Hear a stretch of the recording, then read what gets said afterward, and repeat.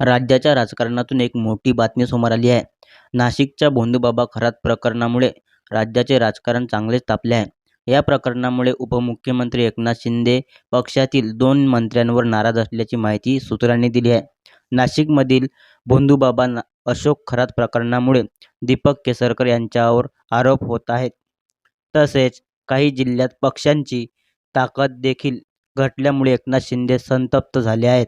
नुकत्याच झालेल्या जिल्हा परिषद निवडणूक 2026 मध्ये अपेक्षेप्रमाणे निकाल न लागल्यामुळे नाराजी वाढल्याची माहिती सूत्रांनी दिली आहे. अशातच एकनाथ शिंदे काही मंत्र्यांवर कारवाई करणार असल्यामुळे मंत्रिमंडळात फेरबदल होण्याची शक्यता वर्तवण्यात येत आहे. भोंदूबाबा अशोक खरात यांच्याकडे अनेक मंत्री, आमदार, खासदार आणि काही बडे अधिकारी गेले होते. त्या सर्वांची माहिती समोर आल्यामुळे आता राजकारणात जोरदार चर्चा सुरू झाली आहे. विरोधकांनी देखील या प्रकरणावरून सत्ताधाऱ्यांवर गंभीर आरोप करण्यास सुरुवात केली आहे. या प्रकरणात ज्या मंत्री, आमदारांचे नाव समोर आले आहेत आणि अशोक खरातांसोबत ज्यांचे फोटो समोर आले आहेत, त्या सर्वांविरोधात कारवाई करत त्यांचे निलंबन करण्यात यावे अशी मागणी देखील केली आहे. अशोक खरात प्रकरणामुळे राष्ट्रवादी काँग्रेस अजित पवार गटाच्या नेत्या रुपाली चाकणकर राज्य महिला आयोगाच्या अध्यक्षपदाचा राजीनामा द्यावा लागला.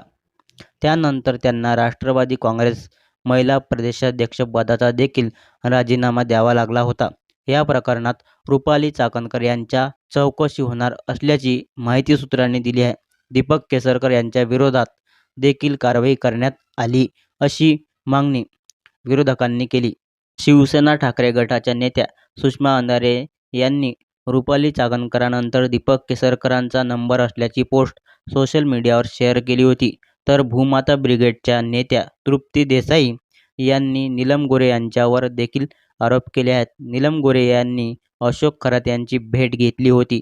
माझ्याकडे त्या संदर्भातील पुरावे आहेत, असे त्या म्हणाल्या. पण नीलम गोऱ्हे यांनी ते आरोप फेटाळून लावले.